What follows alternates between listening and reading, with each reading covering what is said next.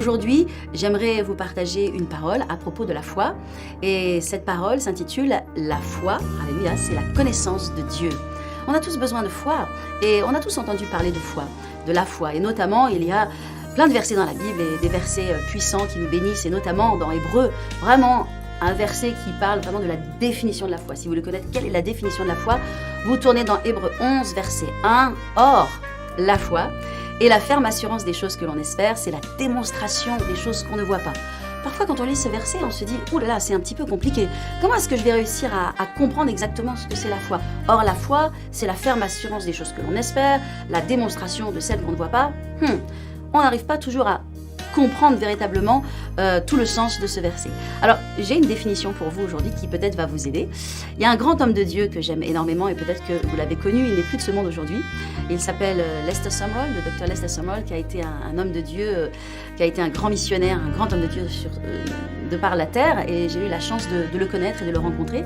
Et il a dit une phrase à propos de la foi qui m'a marquée, que je n'oublierai jamais, et je veux vous la communiquer, cette phrase, pour qu'elle soit aussi une révélation et une aide pour vous. Il a dit simplement, la foi, c'est la connaissance de Dieu. Et c'est vrai que finalement, la foi, c'est connaître Dieu. Et bien souvent, on ne connaît pas Dieu. On ne connaît pas Dieu comme on devrait le connaître. On le connaît au travers de la tradition, au travers de ce que d'autres ont dit, mais on ne le connaît pas personnellement. On pense que Dieu est là pour juger, et que Dieu est là pour punir, que Dieu est là pour réprimander. Et en fait, il est pas comme ça, Dieu. C'est pour ça qu'on a besoin de le connaître personnellement. Il y a quelques jours de cela, je parlais à propos de Jonas et j'expliquais que le livre de Jonas est un grand livre d'amour. Alors, c'est pas que Jonas avait un grand amour pour le peuple de Dieu, mais au travers du livre de Jonas, on voit comment Dieu est un Dieu d'amour et comment Dieu a poursuivi Jonas pour que Jonas prêche et sauve ses Ninivites. Et donc, le livre de Jonas, c'est un grand livre d'amour, en fait. Et parfois, on voit les choses sous un autre aspect. On ne connaît pas, on ne comprend pas Dieu. Alors, je suis là simplement pour vous dire que Dieu est un Dieu d'amour. Et la foi, justement, c'est la connaissance de Dieu. Donc je peux, à partir du moment où je sais que Dieu est un Dieu d'amour, que Dieu est un Dieu qui est là pour moi, que Dieu est un Dieu qui veut que je sois guéri, que je sois prospère, que je réussisse, que je traverse les épreuves de la vie et qu'il est là pour m'aider et pour me soutenir, à partir du moment où je sais ça, eh bien je peux vraiment m'appuyer dans la foi et croire que ce Dieu est avec moi et qu'il va m'aider à traverser les circonstances de la vie. Alléluia. Il y a un passage dans la Bible à propos de David.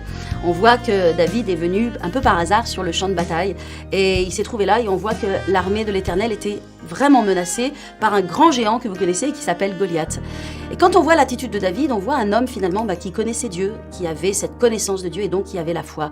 Lorsque David est arrivé sur le champ de bataille, il n'a pas demandé, il s'est pas étonné ou il n'a pas dit des paroles comme les autres pouvaient le faire à propos de Goliath en disant « Oh mon Dieu, qu'est-ce qu'il est grand, oh mon Dieu, qu'est-ce qu'il est fort, oh mon Dieu, qu'est-ce qu'il est méchant ». Non, non, David ne s'est pas occupé de cela. La seule chose qu'il a vu, David, c'est que cet homme qui était en face de lui et qui menaçait le peuple de Dieu, il était un incirconcis, il n'avait pas une alliance avec Dieu et que lui, il connaissait Dieu et donc ce géant devait tomber.